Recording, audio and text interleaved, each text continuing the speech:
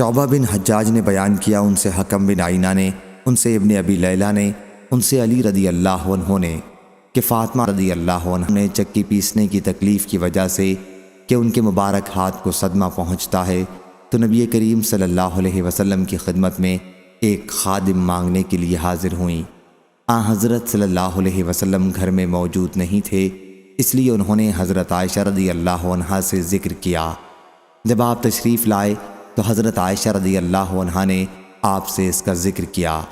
حضرت علی رضی اللہ عنہ نے بیان کیا کہ پھر حضرت صلی اللہ علیہ وسلم ہمارے یہاں تشریف لائے۔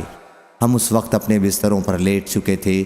میں کھڑا ہونے لگا تو آپ نے فرمایا کہ کیا میں تم دونوں کو وہ چیز نہ بتا دوں جو تمہارے لیے خادم سے بھی بہتر ہو؟